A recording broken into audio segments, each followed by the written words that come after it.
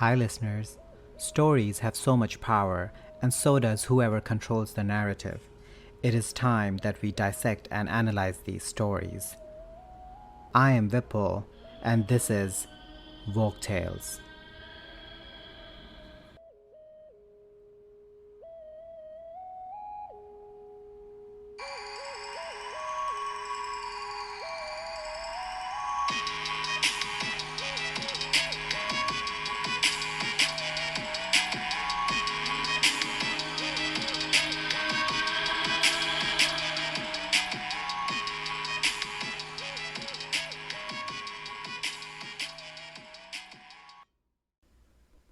Hi, everyone.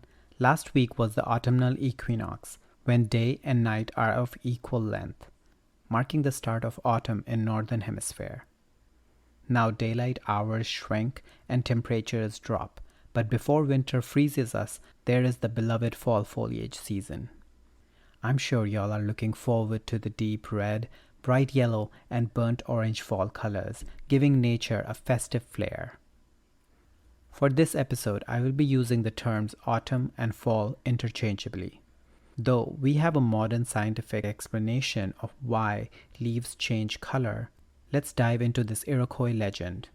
The Iroquois League of Peace and Power are composed of the Mohawk, Oneida, Onondaga, Cayuga, Seneca, and Tuscarora nations of upstate New York, Quebec, and Ontario. Unfortunately, written accounts of these legends are hard to come by.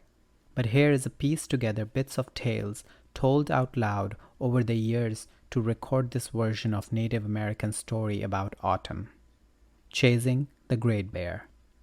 On that note, it's story time. In ancient times, three young men, the bravest hunters in the world, set out with their dog to track a bear at the first snowfall.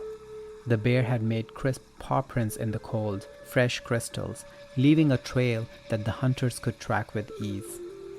Each print pushed deep into the snow and covered a wide area. This bear would be huge, Nayaguahe, which means Great Bear in Cayuga.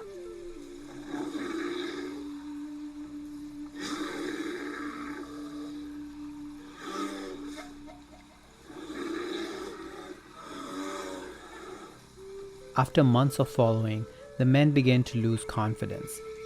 The bear had led them across the globe from the east where the sun rises to the west where it sets.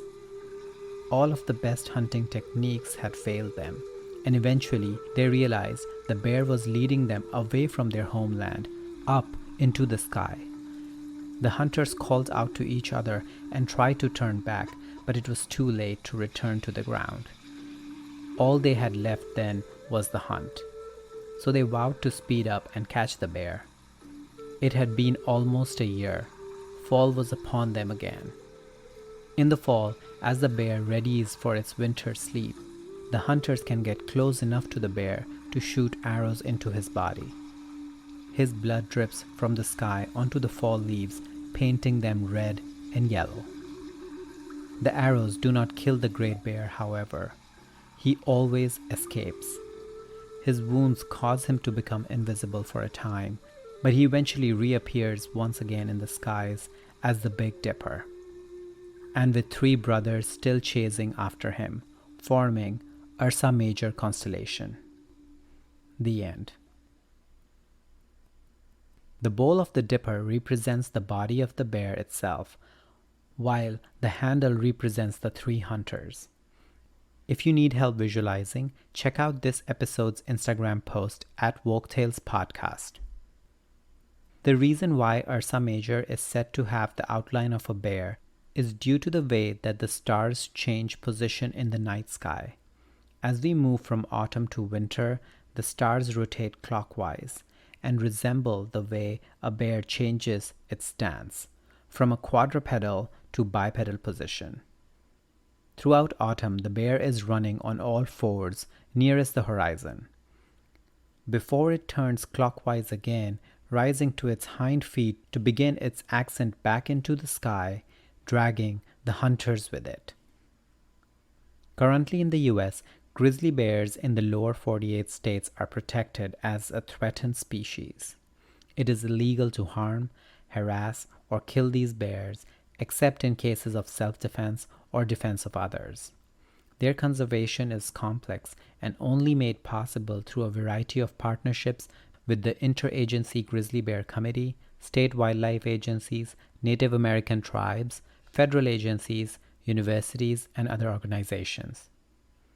While human-bear conflict remains their largest threat, loss of major food sources and suitable habitats due to climate change and development follow close behind.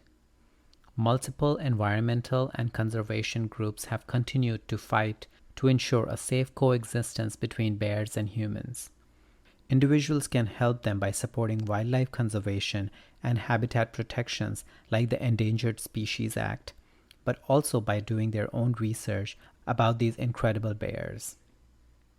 And if you happen to be in bear habitats, do your part by practicing coexistence techniques like carrying bear spray to reduce the possibility of human-bear conflict. This Native American story brings us a little closer to the wonders of the natural world.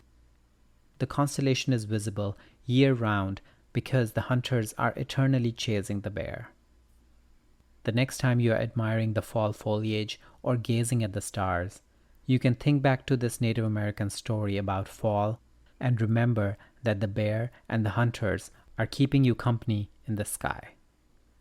On that note, bye for now. Let me know your thoughts on the story and our discussion by emailing me on woketailspodcast@gmail.com or through social media at woketailspodcast on Instagram and woketailspod on Twitter. And please rate, review, and like Woketails Podcast, and don't forget to subscribe so you can easily access our weekly stories. If you have any story recommendations, or if you want to come dissect and analyze a story with me, give me a shout out on email or social media, because whatever you do, keep dissecting and keep analyzing.